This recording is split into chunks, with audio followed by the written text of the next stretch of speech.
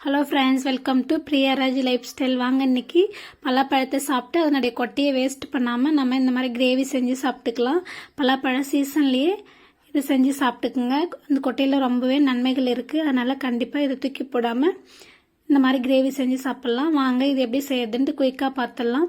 இந்த மாதிரி பலா கொட்டை எல்லாமே கலெக்ட் பண்ணிவிட்டு இதில் இருக்கிற தோல் எல்லாமே உரிச்சிட்டு இந்த மாதிரி ரெண்டு ரெண்டாக கட் பண்ணி எடுத்து வச்சுக்கிறேன். இதை வாஷ் பண்ணி எடுத்து வச்சுக்கிறேன்.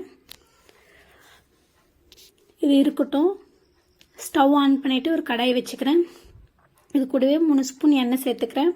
எண்ணெய் நல்லா சூடாகட்டும். இது கூடவே 1 ஸ்பூன் சோம்பு, 2 துண்டு பட்டை சேர்த்துக்கிறேன். இது நல்லா பொரியட்டும். இது கூடவே பொடியாக கட் பண்ண வெங்காயம் 2 சேர்த்துக்கிறேன். பெரிய வெங்காயம் தான் நான் சேர்த்துக்கிறேன். இது நல்லா பொடியாக கட் பண்ணி சேர்த்துக்குங்க. சேர்த்துட்டு ஒரு கொத்து கறிவேப்பிலையும் சேர்த்துட்டு நல்லா வதக்கி விட்டுக்கிறேன். இது நல்லா வதங்கட்டும்.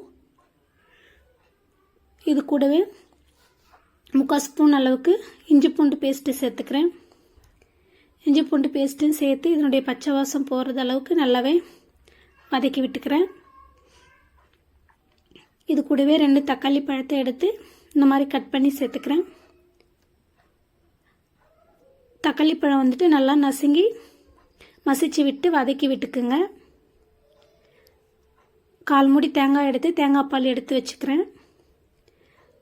தக்காளி நல்லா மசிஞ்சு வதங்கி வந்துருச்சு. இது கூடவே நம்ம வாஷ் பண்ணி வச்ச பலாக்குட்டையும் சேர்த்துக்கிறேன். சேர்த்துட்டு ஒரு 3 நிமிஷத்துக்கு நல்லா வதக்கி விட்டுக்கலாம். இது கூடவே இந்த குழம்புக்கு தேவையான எல்லா உப்பையுமே நான் இப்போ சேர்த்துக்கிறேன். உங்களுக்கு எவ்வளோ உப்பு வேணுமோ நீங்கள் பார்த்து சேர்த்துக்குங்க.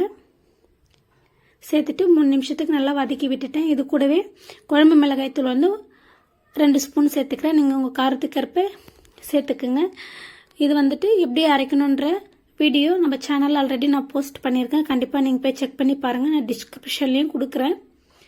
கரம் மசாலா ஒரு 1/2 ஸ்பூன் சேர்த்துக்கிறேன். சேர்த்துட்டு மிளகாத்தூளோட பச்சை வாசனை எல்லாமே போகிறது அளவுக்கு நல்லாவே 1 நிமிஷத்துக்கு இது மாதிரி பரட்டி விட்டுக்கலாம். இந்த மாதிரி நல்லா பச்சை வாசனை போனதும் இது கூட 2 டம்ளர் அளவுக்கு தண்ணி சேர்த்துக்கிறேன். தண்ணி சேர்த்துட்டு இதை நல்லா கலந்து விட்டுக்கிறேன். கலந்து விட்டுட்டு மூடி போட்டு ஒரு 10 நிமிஷத்துக்கு மீடியம் ஃப்ளேம்லேயே வச்சு வேக வச்சுக்கலாம். அப்போ தான் பலாக்கொட்டை எல்லாமே நல்லா வெந்து வரும். 1/4 மூடி தேங்காய் எடுத்து இந்த மாதிரி 1/2 டம்ளர் அளவுக்கு தேங்காய் பால் எடுத்து வச்சுருக்கேன். இப்போ ஓப்பன் பண்ணி பார்த்துக்கலாம். பாருங்கள், நல்லாவே கிரேவி சூப்பராக ரெடி ஆகிடுச்சு. பலாக்கொட்டை எல்லாமே நல்லா வெந்து வந்துருச்சு. 10 நிமிஷம் வேக வைக்கும்போது இடையில எடுத்து கலந்து விட்டுக்குங்க, இல்லைன்னா அடி பிடிச்சிரும். நல்லா கலந்து விட்டுட்டு நம்ம ரெடி பண்ணி வச்ச தேங்காய் பாலையும் இது கூட மிக்ஸ் பண்ணிவிட்டு நல்லா கலந்து விட்டுக்கிறேன். கலந்து விட்டுட்டு 2லேருந்து 3 நிமிஷத்துக்கு மூடி போட்டு மீடியம் ஃப்ளேம்லேயே வச்சுருக்கலாம். இப்போ ஓப்பன் பண்ணி பார்த்துக்கிறேன். பாருங்கள், சூப்பராக ரெடி ஆகிடுச்சு கிரேவி. பலாப்பழம் சாப்பிட்டுட்டு கொட்டையை வேஸ்ட் பண்ணாமல் இந்த மாதிரி கிரேவி செஞ்சு சாப்பிட்டா ரொம்பவே சூப்பராக இருக்கும். இது கூடவே மிளகுத்தூள் 1/2 ஸ்பூன் சேர்த்துக்கிறேன். சேர்த்துட்டு இப்போ ஸ்டவ் ஆஃப் பண்ணிக்கிறேன். நான் பாருங்கள், கிரேவி சூப்பராக ரெடி ஆகிடுச்சு. கண்டிப்பாக நீங்களும் இதே மாதிரி ட்ரை பண்ணி பாருங்கள். சாதத்து கூட போட்டு பிசைஞ்சு சாப்பிடும்போது ரொம்பவே சூப்பராக இருந்துச்சு. கண்டிப்பாக நீங்களும் ட்ரை பண்ணி பார்த்துட்டு எப்படி இருந்துச்சுன்னு கமெண்ட்டில் சொல்லுங்கள். மறக்காமல் நம்ம சேனலை சப்ஸ்கிரைப் பண்ணி சப்போர்ட் பண்ணுங்கள். இது கூடவே நாங்கள் கொண்டக்கடலை சுண்டல் வச்சு சாப்பிட்டோம்.